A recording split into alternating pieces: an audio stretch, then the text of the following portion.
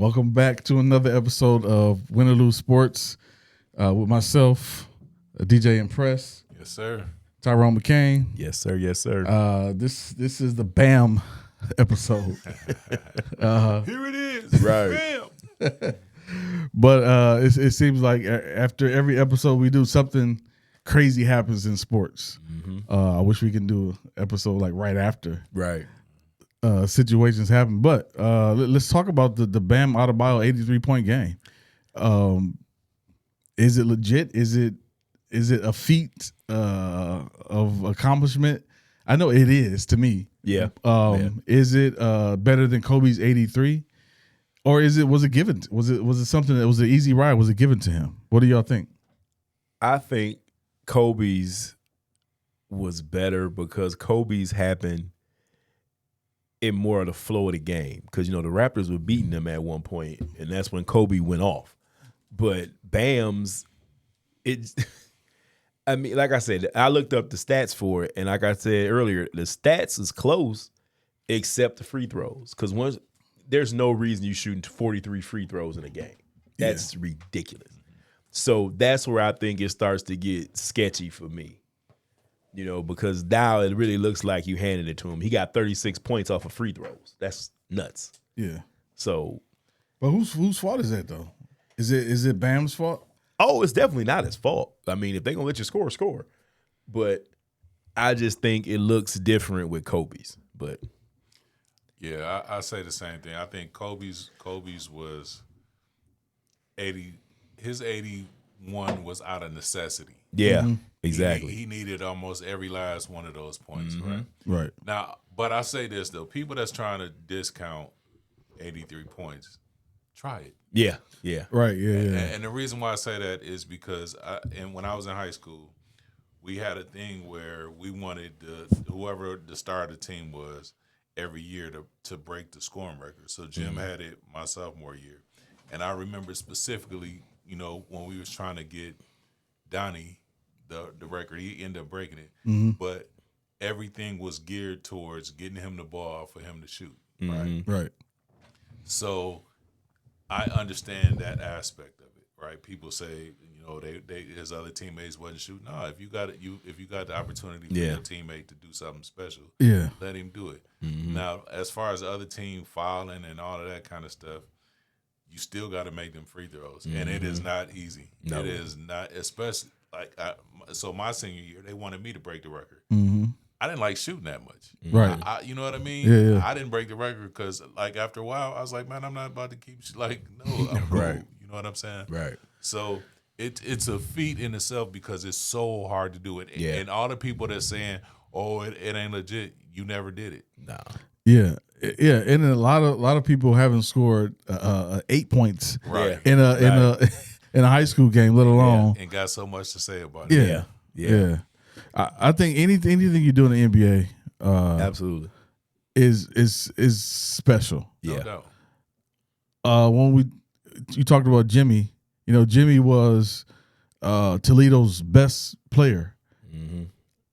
No, I mean when he came out, Okay. he was Toledo's best player in that year. That year, okay. That Right. year, Yeah. right? Yeah. And when he went to Ohio State, it kind of changed. Right. He was decent. I mean, he was great, but he wasn't the best player in the country. Right. Yeah. Playing against his peers or whatever. Right. And Toledo playing against his peers that year, 89, he was the best player in the city. So even that year, the year we won the state, the only game we lost that year, we lost to Kenny Anderson, Archbishop Malloy, and we played Beach Ball Classic in South Carolina, in Myrtle Beach, and up until that point, we was blowing everybody out that year. I think our average margin of victory had to be like 20-something points, right? Wow. At that time, Jim and Kenny was number 1 and 2 in the country. And that was the first time that I had seen somebody actual rival him with the hype and actually on the floor. Yeah. Right. Jim did his thing. Right. But Kenny did his thing Yeah, too. yeah, You know what I mean? I remember specifically at one point in the game, Kenny was probably still one of the fastest players that I've ever been on the court. Yeah. Like I remember one time he come down and me and Donnie, he went to split us and we touched shoulders. He got through. He was gone. No. So he backed up and as soon as we came apart, he went in between us. I looked at Donnie. Donnie looked at me like, you know what I mean? So it was the first time I saw somebody that I felt like was on the same level as Jim. You know what I mean? At that point. Right. So when people say that even when you are that much better than people, you're still not putting up 83. No, you're not. No. Yeah. No. You know what I mean? So even before he hit the 83 mark, he had 70 points by the end of the third quarter. Yeah. Now 60 30 at the end of the first quarter, 31 at the end of the first quarter, 62 at halftime, 71 at the end of the. But I'm gonna tell you what's even wilder though. Have you seen how many people had career nights that night? No. Look it up. So I know, and I can't remember them all, but I know like Derek White had a career night that night. It was like 3 or 4 other players who had career nights that night. Wow. And I think Kawhi ended up having like he had 45 that night and 54 the next night or something like that. So I don't know what was in the basketball air that day. Yeah. That the ball was just going in. You know what I mean? What was in the Gatorade? Yeah. But it was definitely there were several people that had career days that day. Yeah. And as a basketball player, right? Being on the floor, sometimes you feel that special. Sometimes you get in the zone. And being in the zone, a lot of people have not experienced this. If you have not played basketball before, but once you're in that zone, you feel like the bucket. You feel like the basketball rim is big as the ocean. Yeah, you feel like anything that you're throwing up is gonna go in, and it's a feeling. No doubt, and it's hard to explain because you can't force the zone. No. The zone is something that just happens. Yep. You know? I remember being in the zone one game, and like you said, and there was days where I was like, I'm just trying to maybe just get off a shot because I know I'm about to get fouled. You know what I mean? Yeah, and it's like, and then it go in. It's like, okay, all right, I like this. And sometimes those plays right there is what makes it happen. That's what starts it. Yep. It's like having a glow on the last dragon. When you want the glow, you need the glow. You got the glow. Yeah. Am I the master? Sure enough. Right. It's one of them days. Yeah, and that's that. I'm sure that was the feeling that Bam had playing that game. But at the same time, is you playing against the Washington Wizards, right? But these are professional players. These are still professional players. It's an NBA game. So I'm gonna tell you what I didn't like though, and I'm probably gonna get killed for this, but I don't care. I don't like how they made it all about Asia Wilson though. How did they do that though? Yeah, man. I tell you what, he has never been on the stage at her press conference. Never. No. She was there at his. Yeah. Every picture that I saw had her in the background looking like Strange.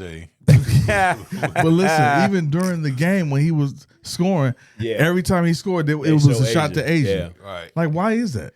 I this whole Taylor Swift. The sports power couple era. Look, man. What I'm a firm believer, and that's my job. Mm-hmm. Yeah, you know what I mean. Yeah.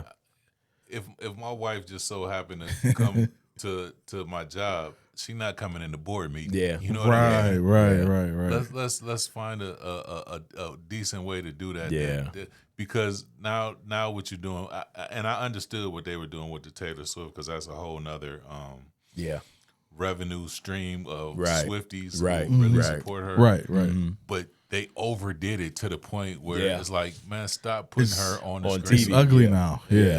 It's getting a little uncomfortable when you're watching football and all of a sudden there's a shot at Taylor Swift up in the stands. It's not doing anything. That has nothing to do with anything what's going on the field. Bro. Just to get her reaction. Oh, and Taylor's excited. And I wonder what is her football knowledge, right? It's got to be a bare minimum. Yeah. Right? You know what I'm saying? I would be surprised if it was over the bare minimum. Yeah. And again, that's a girl, cool, but she got way more camera time than she deserved. Yeah. And I don't like that, man. And the thing about it though, with Bam is a star. He's a star for sure. But it's almost for television purposes, Asia is a bigger star, if you will, than Bam. So it's kind of like we got this storyline going. Now we can add to it because Asia Wilson is here. So so Bam or Asia has 3. Is it 2 or 3? She has 3 WNBA championships. Yeah. So that's what makes her the bigger star. The bigger but draw. In reality, now we're not just talking about basketball star, but in reality, is Bam a bigger star because he's in the NBA, not the WNBA? No, it's still Asia. I think so. If you're talking about star, then it's Asia. Okay. Yeah, because Asia's very groundbreaking. Yeah. In the WNBA. Yeah, and she was in South Carolina Bam too. sometimes ain't even the best player on his own team. True. Yeah, that's true. True. You know what I'm saying? Yeah. So, but which kind of brings me, and I know I'm jumping around, but did you see where Clarissa Shields was talking about she wanted to, she could beat Ramir Rowley? No. Who? Rowley. I always call him. I hate to say he's slow to me. He's a male boxer. He fought like Tank and Okay. Yeah. And she feels that she can beat him. Like she can beat him, and so she was talking, and she was like, "I aspire him," like because Shannon Sharp was like, "All right, you are the GOAT, but that's still a man," and she was like, Shannon, you couldn't bust a grape, and I aspire him just to shut your A up, right? And so, but Rowley was like, "Man, you couldn't pay me enough to fight no you woman, got more to lose than gain." But there's a distinct that is why there is male and female sports, because if Clarissa would have said that about the average Joe on the street, okay, maybe. But this is a trained boxer who's probably been training just as long as you have. Yeah. And he is a man. And if he actually put them paws on you, you know what I mean? I don't think a lot of women understand the difference between muscle strength of a man and the muscle strength of a woman. Because I'll even take you back, not even with Clarissa. You remember a couple years ago when Brittany Griner said she would beat Boogie Cousins one-on-one. And it's like, come on, man. Do you see what Boogie is doing to other grown men in here? Now you doing this because you're an anomaly where you play. Listen, the anomaly of a Brittany Griner is not. It is a. Let me see. Let me go back. I'm gonna go back to 1991. Mark Akers, number 42 for the Boston Celtics, who could not jump. Okay. Who could only put up a 15-foot jump shot and was not very strong. That is Brittany Griner in the NBA. Right. Yeah. That's Brittany. Yeah. She can't jump. No. If you're 6'11" and you can't dunk the ball, so you can't jump. You have no leg strength. Boogie Cousins can dunk. He can run. He's strong. All they got to do is back him. They get her in the post. It's over with. They could make these comparisons, and they don't make sense to me. No. Again, it's a conversation piece. When and I liken it to when people are talking about like the GOAT conversation. Like we'll never really know. No. Right. Because as a man, I don't get any kudos for putting her in her place like you really should. Right. Because you imagine Rowley actually going in and touching her up, and they gonna be like, "Man, why'd you?" Exactly. That's a female. That's a female. Or going in there and letting her touch you. Yeah. And then it's a lose-lose situation. Because if you beat her, they be like, "Oh, you beat a girl." Right. If you lose to her, "Oh, you lost to a girl." Exactly. So there is no winner in this whole scenario. That's why there's no winner in Brittany Griner facing a man in basketball. There's now Now there are exceptions to the rule. Yeah. I would love to play Sanaya Lathan for her. Oh, remember? Yes. Oh, I would throw the game. I was like, oh, you crossed me again. There are exceptions to the rule. She got me. Because if, say for instance, I want to take somebody in their prime, and I'm gonna go back a little bit. If Shanika Holdsclaw, yes. If she plays 1-on-1 against somebody like I want Derek White, okay, that would be more evenly matched up. exactly. Yeah. No, Derek White still. Stop it, man. I mean, Derek White still. Stop it. I'm just. I mean, saying, he would still beat her, but it would. But it wouldn't even be close. But Derek White size wise. What is he average again? Maybe I picked the wrong guy because Derek White can't go from 11 points a game to 20 points a game in any given night, right? Yeah, against grown men. Right. What about Peyton Pritchard? Peyton Pritchard versus. It'll be a closer game. Okay. But that's what I'm saying. And I hate Peyton Pritchard, but he would still beat her, man. I'm trying to think. And it's not even being sexist. It's not at all. We are talking. There's a difference in strength. Yep. Yeah. There's a difference in mass. There's a difference in all of that kind of stuff. Mm-hmm. There's a difference in conditioning that a man plays than a woman. You know what I mean? Now, is there a woman that ever could beat a man? Yes, definitely. We could go in the same family. We could say Cheryl and Reggie. Right, but we're talking. They keep the level pulling of out play. these guys that are like, if you say somebody, like if you say, and I'm just joking, but if you say like one of the Antetokounmpo brothers or something, the Nassus, other than Giannis, yes. you know what I mean? Yeah. All right, I'm gonna give you, but you're talking about a starter, and that's what I meant by in the NBA. Derek White and Shamiqua. I mean, they play a more. It's jumpers and all. But similar type of game, right? And that's what I'm saying. Like as far as Brittany, he is still a NBA starter. Yeah. But he's not. Like look at Boogie, you know what I mean, and then look at Derek, and so that's where I'm saying. But he definitely beat her, but it wouldn't be as physically dominating. Right. That's Brittany that's the trying difference. To play Boogie. That's what we're trying to say. Yeah. It's the physicality between Boogie and Brittany. Yeah. Like he would knock her all over the floor. Boogie in the game, attitude, it would get bad quick.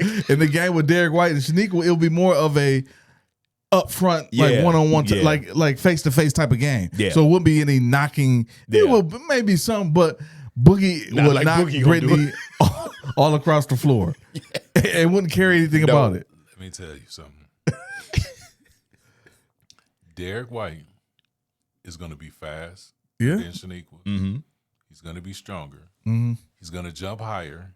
Yeah. He's going to out-rebound her. It's not going to be close. Yeah, he's definitely taller than her. She's 6 foot and he's 6'4". It's not going to be close. Okay. And again, nothing against women at all. No. There's just it's levels for a reason. Right. If that's the case, if it was that easy, like they're trying to say, then there would have been a woman that infiltrated the NBA by now. Right. Yeah.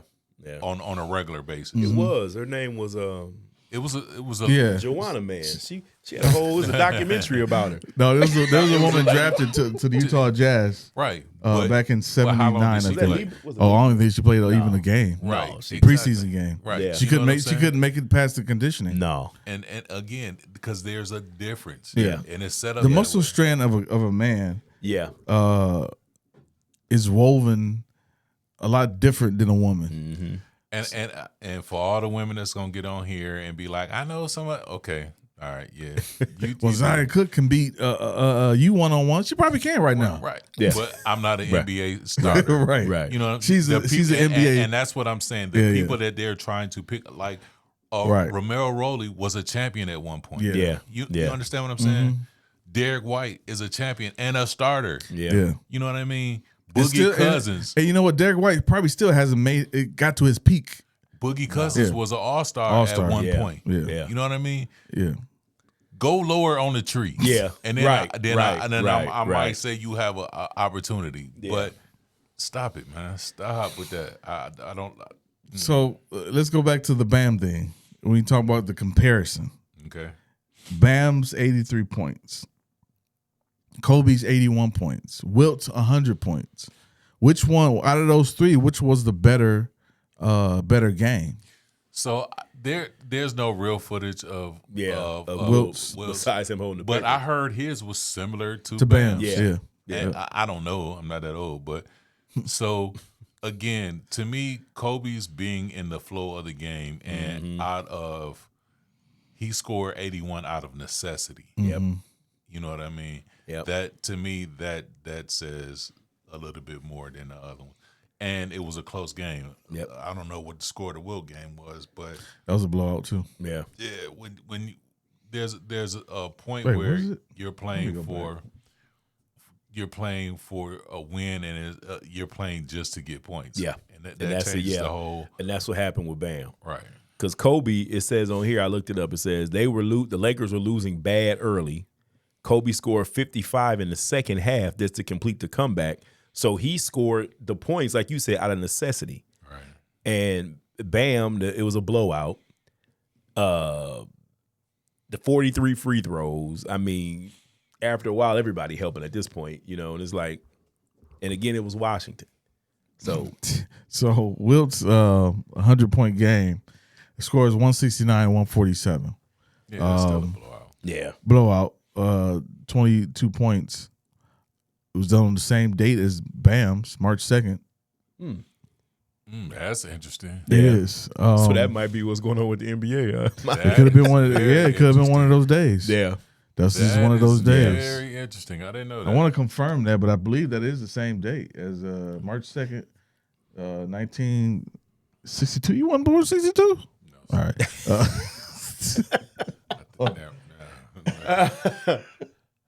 72. Yeah. Okay. There you go. Yeah. Yeah, that's interesting if that's the same date. yeah. You might have to look that Oh, up. okay.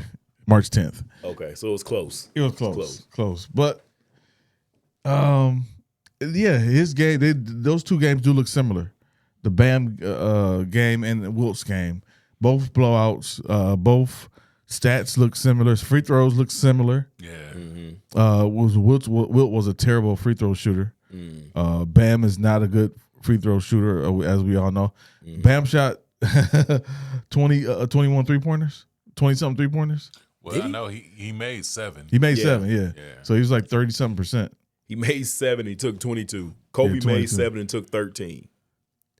Yeah, a big difference. From the floor, he went 20. Bam went 20 for 43, and Kobe went 28 for 46. And you know why I think Kobe's was better? And it's not just because it was a close game.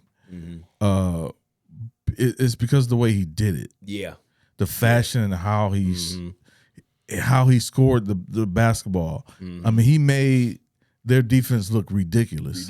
Now, when Bam did it, I mean, it was like, okay, maybe they are a double team, and maybe they are playing defense. You didn't know because they looked terrible out there playing defense. Yeah. Toronto was playing. They were trying to win this game. Jalen Rose and said the they thing- cycled cycled everybody on the team on Kobe at one point. Right. The thing about that though is if you are who were they playing? Bam them playing. Washington the Wizards. If you are the Wizard, where's the pride, man? Exactly. There's man. no way in hell that I'm sitting there letting nobody score 83 points by themselves on my team. No. I'm not doing that. Look, if I got a Nancy Kerrigan, Somebody going down. and I'm just joking. No, about but that, seriously, there's got to be some level of pride where you got to be like, nah, bro, Nah, this you ain't ain't gonna keep happening. doing this Like, stuff. If this was the instead of the Wizards, if it was the Warriors, and Draymond Green was on the other side of the ball, he'd have put him in the chokehold, Yep. man. yeah, he'll been on the floor some kind of way. I wouldn't say you have to do something like that, but you have to have some pride kind at the end of of the day, pride man. about your team to protect your team against stuff like this. Yeah. Because they were running up the score. Yeah. They were trying to they did everything they could to get get him Bam the the record. ball Yeah. and to get him to score the basketball. There was one point in the NBA that if you was up by like 8 points and the clock was running out and you still went and shot the layup. Oh, you. Oh, yeah, it was catching. some problem. coming Yeah. for you. So just imagine letting somebody run up 83 points. Yeah, Get out of here. there was And a the problem. pictures they had, man, it was making Washington look so pitiful, man. At one point, it was Bam and like 3 players, and they all falling all over him, man. And it was like, come on, man. Like you said, man, stand up for yourself, man. Knock him down. Do something. Yeah. I mean, you get fouls, take them. You know Now, what I mean? If this was football Oh, and somebody was going for the rushing record, Right. the most rushing yards in the game, how would that look? I give you a perfect example. I can go back to my sports career. When my senior year we played Woodward. Woodward had his kid Chris Jaquiller. I remember him. Quillard. Yeah. Chris Jaquiller I was remember nice, him. but he was going for Chuck's record, Mm-hmm. and we was like Chuck Webb? Chuck Webb. Yeah. We was like he's not. No, we're not doing that. Mm-hmm. Every single play, whether he had the ball or not, somebody was assigned to hit Chris. Yep. You know what I mean? Yeah. Yep. And I don't know the facts of this, but I heard after a while, and we played him in like a rounds robin or something. Mm-hmm. But after a while, he was like he didn't want the ball. Yeah, right. Yeah. Because every single play, somebody was to put pads on it. You know what I mean? Yep. You're not about to just take our teammate's record. You know what I mean? It's just not about to happen. Yeah. And that was the kind of pride that we had in our program. Period. Yeah. Like he was all world. He was dope. Yeah. But you're not gonna be dope against us, bro. But even if it's not our team record, you're not gonna break that record against our yeah, defense. no doubt. I watched it with my own eyes, man. I took my boys to the Browns and the Steelers game. And, Myles Garrett was at the record for the last 3 games of the season. Right. And when I tell you, anytime Myles Garrett turned the corner and there wasn't a hand on him, Aaron Rodgers threw it straight to the sideline every time. And if he was coming this way, and Aaron Rodgers don't even run, he was running this way, getting as far away from out. Like, look at the last 3 games. Yeah. It took him, he was 1 sack away for 3 games. Yep. And everybody played to where if Myles Garrett breaks the line, get rid of the ball. Because we don't want to be the team that he breaks the sack record on. Mm-hmm. And, of course, he wound up catching it against the Bengals because it's the Bengals. But I mean, that's just another team that just doesn't have the pride, the legacy pride. no, man. To make those stops You because never want to be the team with a record like this hanging on you, man. Yeah, I mean, and then like what has the Bengals won? They've been to the Super Bowl twice and lost Lost both of them. both of them. Yeah. They don't have that pride that a team like the Steelers have. I'm not going to name the other team I want to say because Cowboys, maybe. You can say. Yeah, they got pride. no, I'm saying I mean there is pride there in Dallas, but at the same time it's like the pride has to be shown all across the board. Yeah, And from the owner's box to the players on the field. and it gets to a point, man, you just feel like people are showing you up. Like, prime example, Terrell Owens, when he was in San Francisco and he scored a touchdown, celebrate, that's fine. But now you want to go stand on the star. Darren Woodson did not he have wouldn't have that. it. Right. And that's exactly, at some point, man, it's about pride, man. You can't. Why don't y'all do that during the game? Why don't you stop me doing no, the game? man. It's one thing that's in the flow of the game you celebrate, but man, like I said, with this 43 free throws, man, that's ridiculous, man. I mean, it's just showing we want you to do this. We want you to break this record. Yeah. Like I said, where Kobe's was like, look, we losing, we got to win. I had to score 81 points for us to win, and that's just what happened, you know. But it's real manufactured with old Bam. So Jordan's regular season record was 63 Yep. against Cleveland, right? Yeah. I don't think Jordan, and people want to make this comparison, because Kobe passed Mike with the 81 points. But Mike, I don't think he was a number chaser. No. He just wanted to win. Anything that he could do to win. And if it took him scoring 63 points, then he would do it. Or 69 against Boston in 86. It just took that. But he didn't soar for those numbers. And if I'm not mistaken, one of those 60-point games he lost, didn't he? Yeah, against Boston. Yeah. Yeah. Yep. Yeah, Mike was just about winning, bro. Yeah. And whatever it took to Yeah. win, period. If I gotta almost die out here on this court, I'm gonna almost die, but I'm almost die with a win. Yep. Right. Yep. Yeah. And that's why, to me, that's why he's the GOAT. Yep. Like, you can say whatever you want about Kobe, LeBron, and whatever, numbers, will, all of that. His will to win, regardless of whatever the situation was, is why he's my GOAT. And you know what? Savage will disagree with this because this is the argument we used to have about Jordan and Kareem. Even my brother, who's a Lakers fan, Kareem won 6. Yeah. MVPs about the same as Mike, but all-time leading scorer. But I'd put the all-time leading scorer to longevity.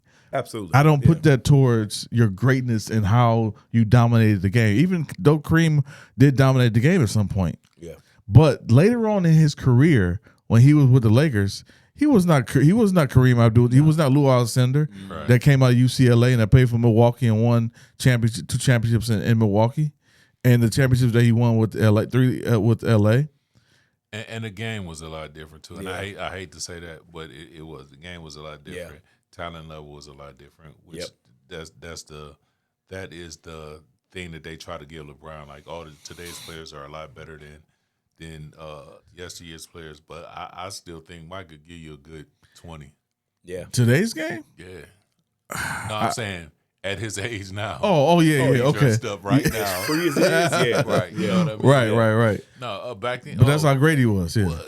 If this would have been his era and the rules are what they are, 83 a game. right? Yeah. Right. 83 would be nothing. And his mentality would have took over today's That's game. the difference. Because Mike's will was Mike's will, but Mike's will was so strong it broke other people's will. You know what I mean? Like people, and this is not my knock, but this is also my reason why I say Mike is the GOAT. There was genuine fear in the NBA of Michael Jordan. Mm-hmm. You know, people faked injuries because they had to play the Bulls. Nobody faking hurt to play LeBron. Right. Yeah. You know, and I've said it from jump. Kobe is the closest you're going to get to that man on that wall. Yeah. LeBron is a bigger, faster Magic Johnson. Exactly. So it's never been a With Michael the Jordan jump thing. shot. Yeah, it's never been a Michael Jordan thing. He's Magic Johnson. If you look at him, his body, everything, the way they play, he's Magic Johnson. Yeah. There'll never be another guy like Jordan. I mean, just look at the era, the talent, okay. But look at the era of people that are all Hall of Famers that he single-handedly kept out of the championships. No doubt, yeah. Single-handedly. Some of the greatest players to ever play basketball. Man, look, a bunch of them. Yeah. The only ones that lucked out when he decided to go play baseball was Olajuwon. Right. And that was it. I mean, he ran an entire decade. He did.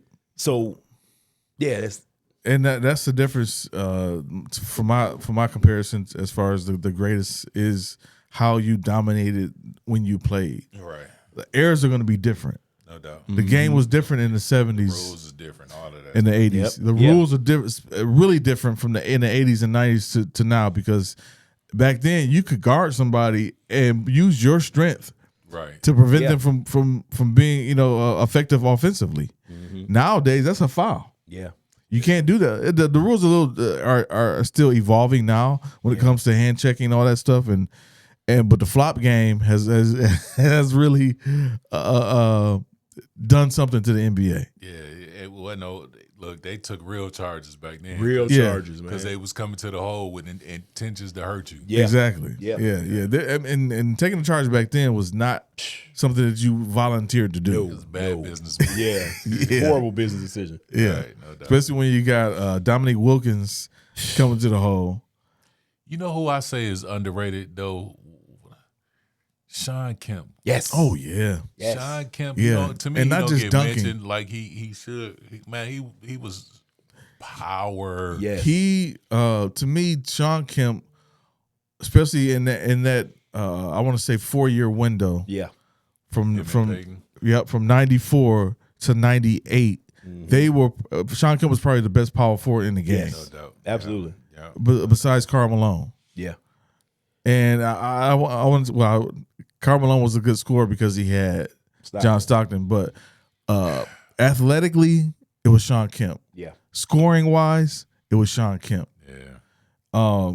He had that duel right there with Payton and Kemp was great to watch. No doubt. Even though back then I was watching, and I'm 100% Mike fan, but that finals in '96 was incredible. Yeah. And Gary was just throwing it everywhere, just tossing it up. And Sean was going to get it. Yeah. I've never been a Karl Malone fan. Me neither. I mean, I give him his due. Yeah. Just because, but other than that, like I never liked him. I'm gonna tell you what made me mad. I know what it was. It had something to do with Isaiah Thomas. No, not the when he elbowed him in what made me mad is when Magic retired. Oh, and Magic All-Star wanted game. to come This back dude.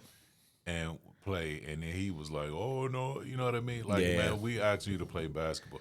You played with him. You don't know how long he had it. So you played with him for years that he had. Now that you know he has it, now you don't want to play. We not asking you to have unprotected sex with him. Yeah. Just guard Just him. go play him in the All-Star Right. game. You ain't playing defense Guard anyway. him. right? Yeah, You know what I mean? yeah, I've never liked Karl Malone.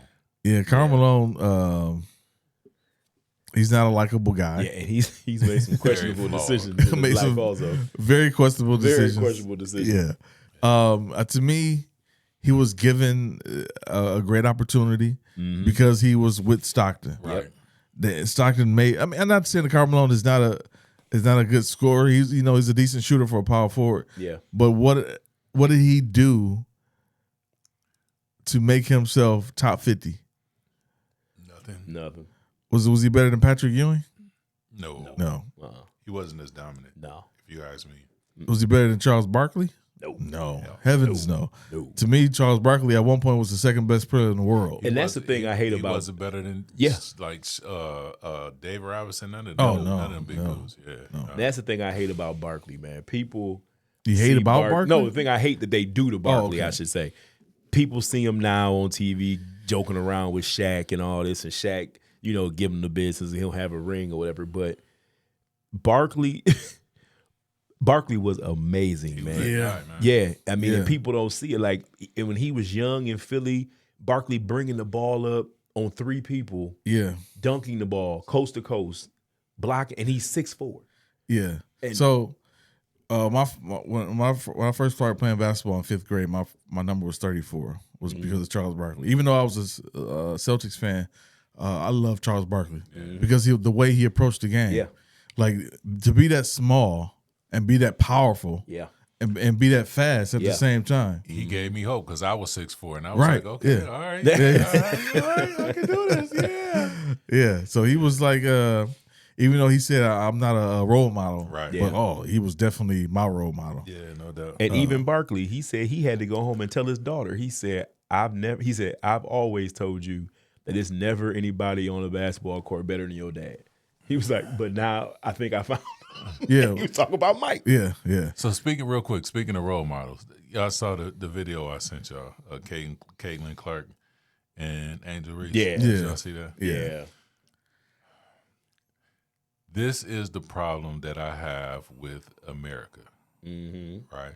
If you haven't seen it, there's a video of they had to be. I don't know if it's an All-Star team or something. They had to be. It's the USA team. So Caitlin Clark is coming on the court, and she daps all of her teammates up, and then she gets to Angel Reese, and Angel Reese sticks her hand out and is waving her hand at her, and then Caitlin Clark just kind of turns her back to her, right? And people were like applauding that. And I can go two ways with it though, Monty. This is I see I know what you're saying, and I get it. But I'm also to the point like with old school rivalry a little bit. Like, I don't like you, you don't like me. We don't like each other. But I'm gonna tell you this though. If you are on my team, true. At whatever point, we don't have to like each other. Yeah. After the game, we ain't got to go have no beers together. Exactly. But if we're on the same team, we should be on. We have a shared mission, right? Yeah. Had that been the other way around, Oh my God! Yeah. had it been yeah. Angel Reese that did her It would have like been that, breaking news. they would have been crucifying Yeah. that young Yeah. lady. Yeah. Now, at some point, we have to realize that all in all, this is a game, Yeah. right? And again, I don't have to like you, but if we teammates, there's no room for that on it. And people will celebrate her doing that to Angel Reese, But vice but versa. Yeah. crucify if it was Angel Reese doing that to her. And I'm gonna make it a black and white thing. Yeah. That's It's totally that's a black what and it white is. thing. Yeah. Because when Clay, and I like Caitlin Clark, I like Angel Reese.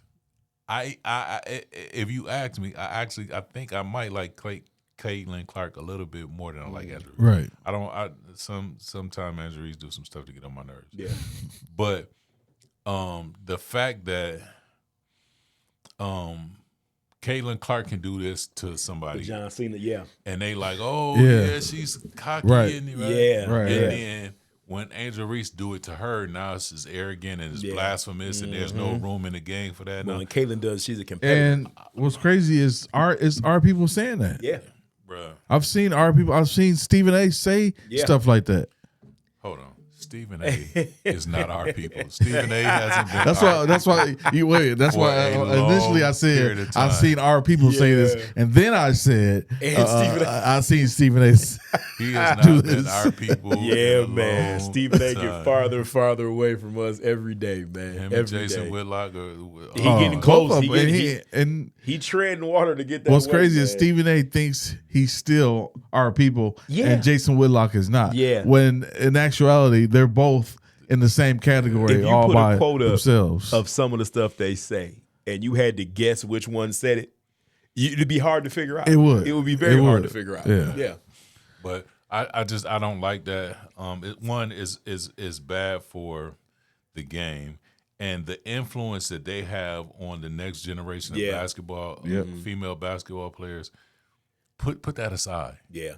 Yeah. Again, after the game, we ain't gotta do nothing. But at least on the court, let's make it look like a united And giving front. somebody a dap, man. You're right about Right. that, man. It's what is that? It's throw your hand out. Just keep going. I mean, it's yeah, and I've As much seen as Isaiah and Jordan hated each other, they still dap. all right, get away from me. as much Boxers. they still Before hate each before I go in here Yes. and knock your head off, right?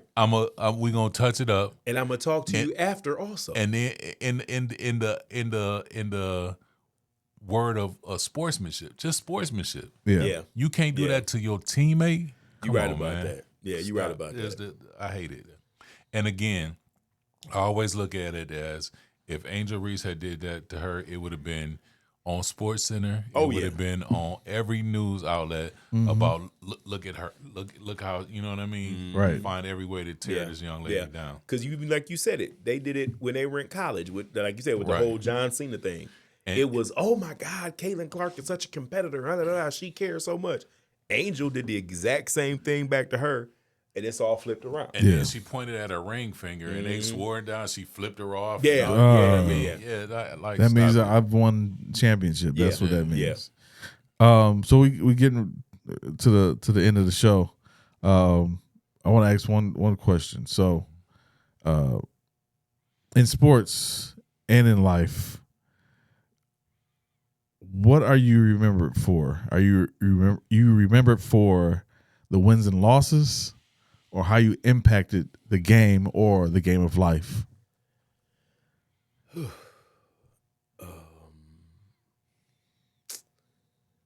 I think it kind of depends on the level you're at in the sport, I think. Mm-hmm. You know, because, I mean, if we look around the room, I mean, we won't go Mike, because like, look at Tyson and Ali. I mean, look what they're known for. Wins, maybe some losses here and there, but look at the impact on the sport. So it's kind of like a combination of it. Go ahead. I think it's impact, because with impact comes wins and losses, right? True. There are certain people who, and I'll use Ali for an example. His impact was that I think more people came to see him lose Yeah.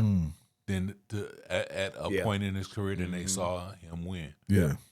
But it's how he fought. Yeah. You know, his impact that he had on not just boxing but the world as a whole.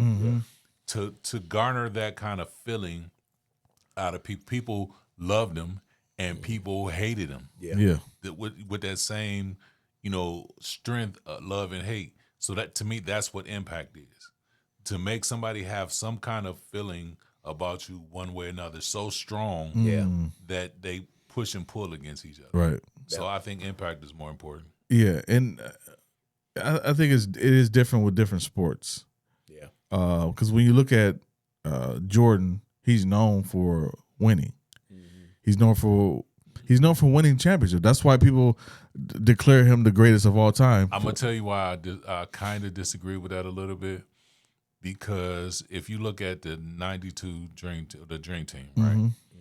He was already a global impact, and he had only won one championship. Yeah, That's true. You understand? His impact on the game was already there, out of here.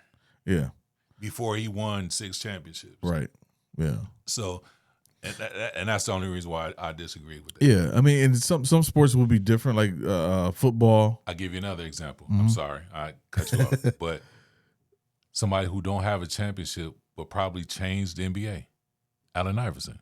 Yeah. Absolutely. Yeah. Yep. His impact absolutely was way bigger than his wins and losses. Right. I'll give you another one, Monty. And I was thinking of this one before you said Allen Iverson. I would take this to college basketball. They didn't win a championship, but look what the Fab Five did. Yeah. Look what UNLV did too. Right. Yeah. You know, like the impact. It was so funny, man. I thought about this today, and I didn't even know we were going to talk about this. I was going to put my socks on today, and I put a pair of white ankle socks on, and I keep looking at my feet like I feel like Michael Jackson because I got on white socks. And this is like because I grew up in that generation that the black socks, the baggy shorts. Right. I was just telling a buddy of mine, if I could find a pair of and I didn't even like Michigan, if I could find a pair of those blue, shiny Michigan shorts they wore, I'd buy them in a heartbeat. Yeah. Because and they didn't win a championship at all. But the impact that they had, it changed everything. Yeah. So I mean, that's why I say I agree in some aspects of it, because most of the time it is about impact. Whether it's not about whether you win or lose. Yeah. And if you can do both, that's better. Right. Yeah. In the world of football, are people more impacted by Tom Brady's Super Bowl wins, or are they impacted by the fact that he's Tom Brady? It's different. That's what I'm saying. That's different, right? I think football is different because it's so many components that you need to win. Yeah. And if you are lacking in either one of those components, you won't win. It can cost you everything. It's hard to have a dominating impact as a singular football player. Yeah. Right. Yeah. Now in baseball, Barry Bonds did not win much at all. Right. But the impact of the game was him hitting those home runs. Right. Because baseball, it's individual. It's individual. Right. You know, it's you and the pitcher. You know, where football is 11 guys on each side that have to be doing everything together. And you can run a perfect defensive play. Yep. And one defensive back is out of by an place, inch. And 80-yard touchdown. Yeah. And the game's over. By an inch. Right. So Yeah. Now there's players that have had, huge impacts. It's like an Allen Iverson type for the NFL. You got Deion. You got Deion. You got Deion. Of a field. You got Randy Moss. You got Megatron. You got transcendental players, but it's different. But again, but if you think of all of those players that you talked about, Randy Moss still had to have somebody Quarterback. throwing the ball. Yeah. Right. And his best year came with Tom Brady. Yeah. Yeah. Deion, even though he shut down half the field, the other half still had to be. Yeah. Right. You know what I'm saying? Yeah. So it's a little harder in football to be a singular, impactful person. Yeah. Like the way that a Mike was to basketball. Yeah. Or Barry was to baseball. Yeah. Which but then again, you talk about a Barry Sanders who.